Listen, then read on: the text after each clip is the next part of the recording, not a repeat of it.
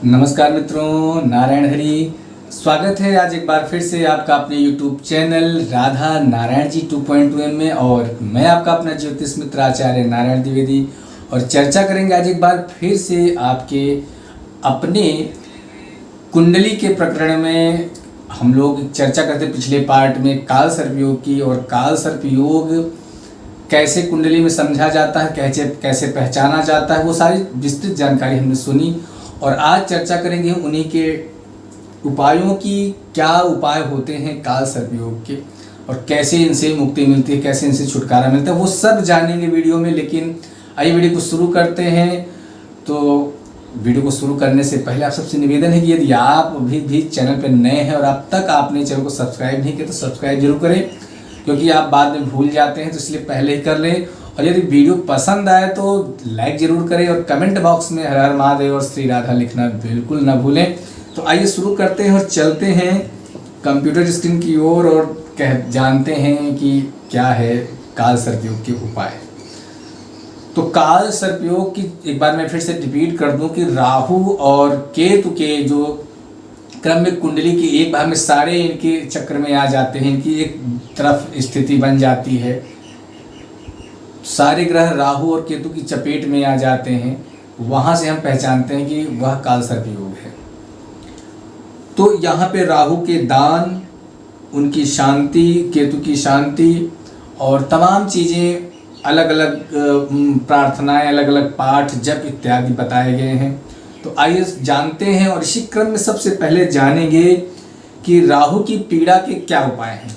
तो काल सर्पयोग में यदि आपके जन्मांग में राहु अशुभ स्थितियों में हो तो उससे बचने के लिए कस्तूरी, तारपीन, गजदंत भस्म, लोबान और चंदन का इत्र जल में मिला करके स्नान करने से राहु की पीड़ा की शांति मिलती है। एक बार फिर से सुन लें, और यहाँ पे स्क्रीन पे लिख करके भी आ रहा है, आप उसको भी समझ करके याद कर सकते हैं, लिख लें, कहीं नोट कर लें। कस्तूरी, तारपीन, गजदंत भस्म, लोबान और चंदन का इत्र जल में डाल करके स्नान करने से राहु की पीड़ा की शांति होती है। इसके लिए नक्षत्र, योग और दिन भी विशेष करके ध्यान रखने चाहिए। ऐसे जातकों को गोमेद भी पहनना चाहिए। यदि आपकी कुंडली में आप राहु से पीड़ित हैं तो गोमेद पहनना भी आपके लिए ठीक रहेगा। यदि बात कर लें राहु के इसी क्रम में दान की यदि बात करें, ये तो रही उपाय, पीड़ा उपाय की। अगर दान की बात करें तो राहु की पीड़ा के निवारण है जातकों को कई वस्तुओं का दान बुधवार या शनिवार के दिन करना चाहिए, जिससे कि राहु की पीड़ा से मुक्ति मिलती है। जैसे सरसों का तेल, सीसा, काला तिल, कंबल, तलवार, स्वर्ण और नीला वस्त्र, सूत,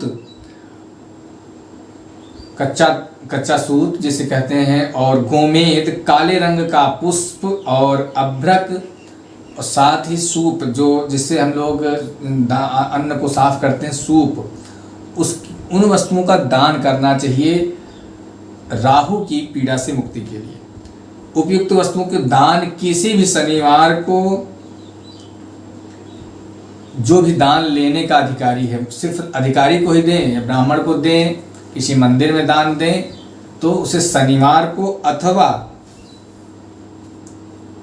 बुधवार के दिन दान देना चाहिए। या आप किसी शिव मंदिर में भी इसका दान कर सकते हैं, और वो भी रात्रि काल में करें, बुधवार के दिन या शनिवार को, तो ज़्यादा ही बेहतर है, अति उत्तम रहेगा यदि आप रात्रि काल में दान करते हैं। अब बात कर लेते हैं, ये तो रही राहु के पीड़ा की शांति और उनके उपाय। अब बात करेंगे काल सर्पयोग शांति का क्या उपाय है। तो काल सर्पयोग शांति उपाय, रुद्राभिषेक श्रावण मास में अवश्य करें। श्रावण मास लगने वाला है, अभी तो उसके पहले अधिक मास लगेगा, लेकिन उसके बाद श्रावण लग जाएगा। श्रावण में भगवान शिव का रुद्राभिषेक करने से, जलाभिषेक करने से, या गन्ने के रस से, दूध, दही, तमाम उसकी अलग अलग विधियां हैं, करने से यदि आप भगवान का जलाभिषेक करते हैं, रुद्राभिषेक करते हैं, तो आपको काल सर्पयोग से मुक्ति मिलती है। दूसरी चीज़, बहते जल में विधान सहित पूजन करके दूध से पूरित चांदी का नाग नागिन प्रवाहित करने से, नाग नागिन का जोड़ा बनवा करके चांदी का उसको बहते जल में प्रवाहित करने से भी काल सर्पयोग से मुक्ति मिलती है। तीसरी चीज, तीर्थराज प्रयाग में तर्पण और श्राद्ध कर्म संपन्न करने से भी आपको काल सर्पयोग की शांति में राहत मिलती है। काल सर्पयोग में राहु की शांति के लिए कई उपाय रात्रि के समय किए जाएं, जो भी उपाय बताए जाए वो रात्रि के समय किए जाएं तो वो ज़्यादा ही बेहतर होंगे, वो अधिक लाभकारी होंगे आपके लिए।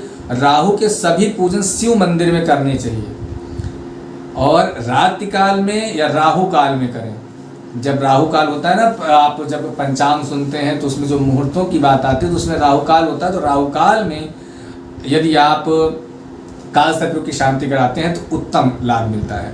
राहु के हवन के हेतु दूर्वा का उपयोग आवश्यक है। राहु के पूजन में धूप और अगरबत्ती का उपयोग बिल्कुल न करें। राहु जब भी आप राहु की शांति अथवा राहु केतु की शांति के अथवा या फिर आप काल सर्पयोग की शांति करा रहे हैं तो वहाँ पे धूप अथवा अगरबत्ती का प्रयोग न करें। इसके स्थान पर कपूर या चंदन के इत्र का प्रयोग कर सकते हैं। घर के पूजा स्थल में भगवान श्री कृष्ण की मोर पंख युक्त मूर्ति का नियमित पूजन करें। यदि घर में आपके यहाँ गोपाल जी की मूर्ति की स्थापना है या नहीं है तो करें और उसकी नित्य प्रति उपासना जो भी यथा श्रद्धा भक्ति से आपके हो सकती है आप उसे करें तो भी आपको लाभ मिल सकता है। शिवलिंग पर मिश्रित युक्त दूध अर्पित करने से, भगवान शिव को मिश्री से डाल करके दूध में वो दूध चढ़ाने से भी भगवान बड़ी ही कृपा होती है, काल सर्पयोग की शांति होती है। काल और एक चीज कहें, पंचाक्षर मंत्र का नियमित जप करना चाहिए। जिनकी कुंडली में, जातकों की कुंडली में यदि काल सर्पयोग है तो आपको पंचाक्षर ओम नमः शिवाय का जप करना चाहिए। मूली का दान करें, बहते जल में कोयला प्रवाहित करें और जिससे कि आपको अस्थाई शांति काल सर्पयोग से मिलेगी। मसूर की दाल और कुछ पैसे सफाई कर्मचारी को देना चाहिए। लाल मसूर की दाल और कुछ पैसे सफाई जो घर में या बाहर साफ सफाई करते हैं, सफाई कर्मचारी जो होते हैं उन, या घर का जो नौकर है, जो घर में यदि आपके यहाँ झाड़ू पोछा लगाने वाला कोई नौकर है, बर्तन साफ करने वाले, उनको आप दान दे सकते हैं कुछ पैसे या फिर मसूर की दाल। साथ ही आपको नवनाग स्तोत्र का भी पाठ निरंतर करना चाहिए। नवनाग का 9 पाठ।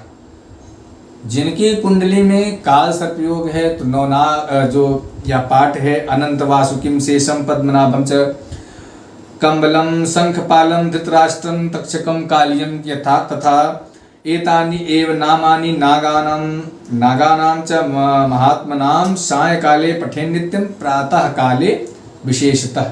ये 9 नागों का नाम है। इन जैसे कौन कौन से, अनंत वासुकी शेषम पद्मनाभम च कम्बलम शंखपालम धृतराष्ट्रम तक्षकम कालियम। इन 9 नागों का नाम का पाठ करने से भी काल सर्पयोग की शांति में आपको बहुत ही लाभकारी होता है। अब समझ लीजिए कुंडली में भावों के अनुसार काल सर्पयोग का निवारण। अब कुंडली में अब कभी कभी आपने सुना होगा कि आपको भाई काल सर्पयोग की शांति कराई थी लेकिन फिर भी लाभ नहीं हुआ, तो उसके लाभ ना होने के विशेष कारण हैं कि कहीं आपने विशेष चीज़ों को ध्यान तो नहीं दिया और आप भूल गए, विस्मृत हो गई बातें और उस वजह से आपको लाभ न मिल पाया। तो सबसे पहले तो यदि प्रथम भाव में राहु है और सप्तम भाव में केतु हैं, उस स्थिति में और एक तरफ सारे ग्रह आ रहे हैं, तो उस स्थिति में कैसे करना है, तो चांदी के चौकोर टुकड़े का दान करें या दान करें या धारण करें। चांदी का कोई चौकोर टुकड़ा पहन लीजिए अगर प्रथम भाव में आपके राहु हैं तो। यदि द्वितीय भाव में राहु है तो घर के उत्तर पश्चिम कोण में सफाई करके मिट्टी के बर्तन में पानी भर दें। उत्तर पश्चिम अर्थात कि उत्तर और पश्चिम वायव्य कोण में आपको प्रतिदिन एक घड़े में पानी भर के रखने से आपको काल सर्पयोग से मुक्ति मिलेगी। और साथ ही बदले हुए जब पानी उसको प्रतिदिन बदल रहे हैं, पहले दिन पानी भर के रखा, दूसरे दिन उसको निकाल रहे हैं, तो उसको किसी चौराहे में जा कर के डालें। यदि तीसरे भाव में आपके राहु हैं तो आपको जन्मदिन पर गुड़, गेहूं और तांबे का दान करना चाहिए। अगर चौथे भाव में आपके राहु हैं तो प्रतिदिन बहते हुए जल में दूध डालें। यदि पंचम भाव है तो ईशान कोण में सफ़ेद हाथी की मूर्ति रखें।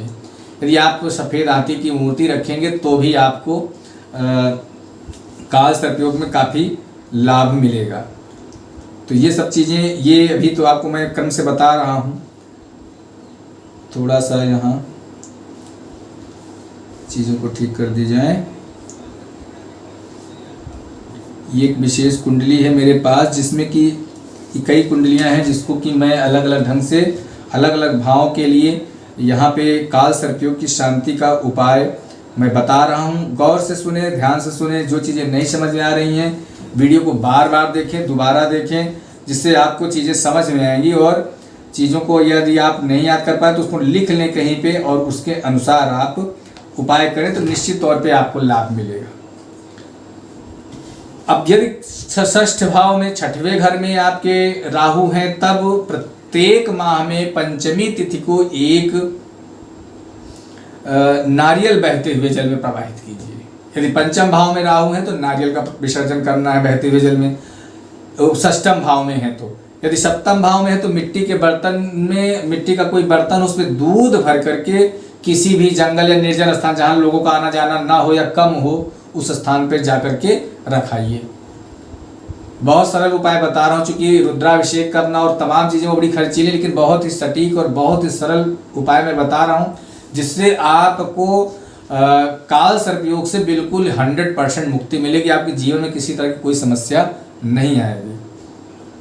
साथ ही यदि आपके नवम अष्टम भाव में राहु है तो प्रतिदिन काली गाय को गुड़ और रोटी खिलाएं, काले तिल और उड़द भी खिलाएं गाय को, तो ज़्यादा आपके लिए ठीक रहेगा और काल सर्पयोग से आपको मुक्ति मिलेगी।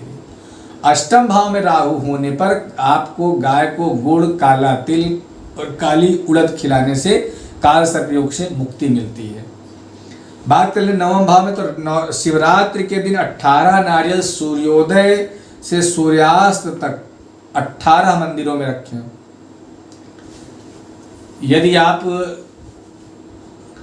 काल सर्पयोग की मुक्ति का कोई उपाय करना चाह रहे हैं और संयोग की बात है कि उस समय शिवरात्रि आ गई है, अब वह शिवरात्रि मास शिवरात्रि भी हो सकती है, महाशिवरात्रि भी, क्योंकि हर माह में शिवरात्रि आती है प्रदोष काल प्रदोष में।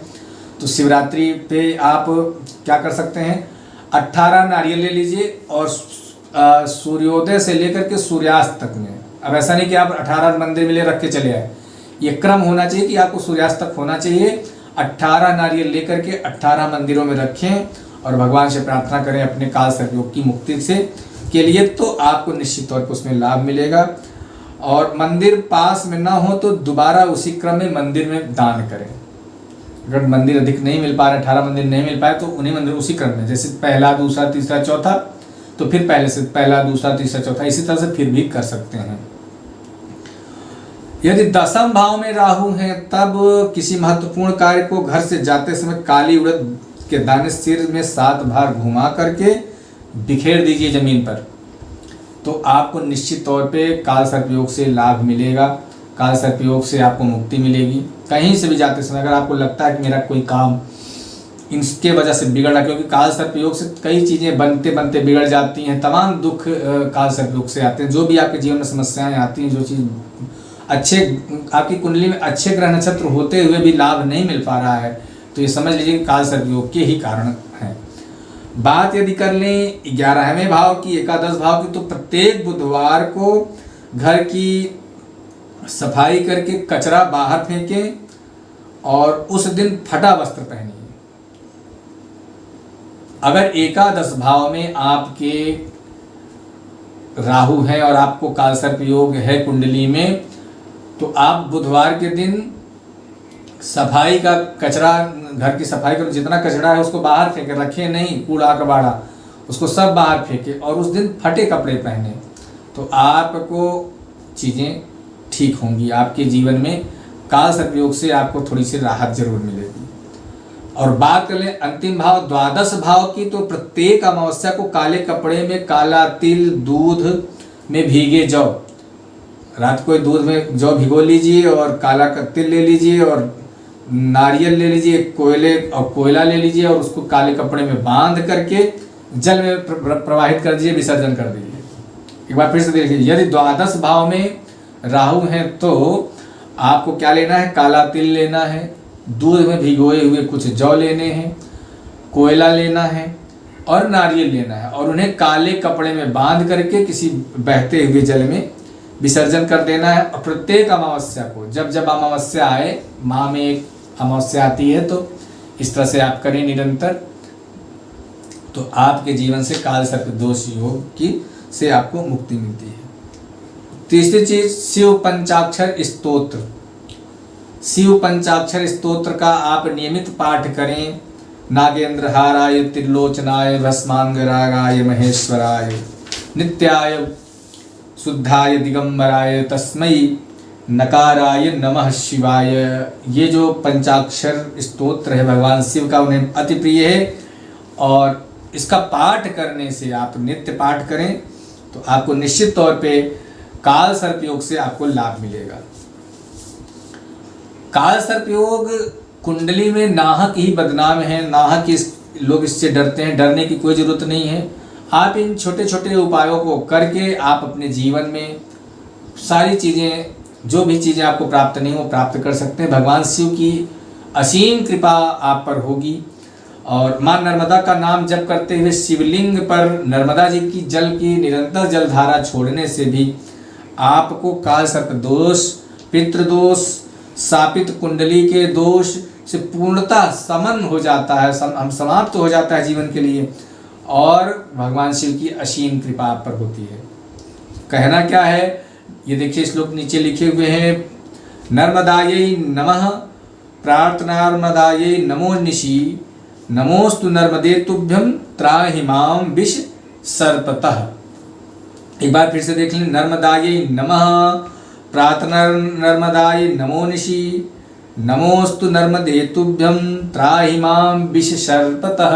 इस मंत्र का जप करते हुए माँ नर्मदा का जल भगवान के शिवलिंग पर अभिषेक करने से भी आपको काल सर्प दोष से मुक्ति मिलती है और निश्चित मिलती है, इसमें कोई संदेह नहीं है। तो आशा करता हूँ कि मैंने लगभग जो चीज़ें यहाँ पे मैंने अध्ययन की और वो सब चीज़ें मैंने आपसे साझा की और आप सबको चीज़ें समझ में भी आई होंगी। तो ये छोटे छोटे उपाय करके आपको बड़े खर्चों से बच सकते हैं।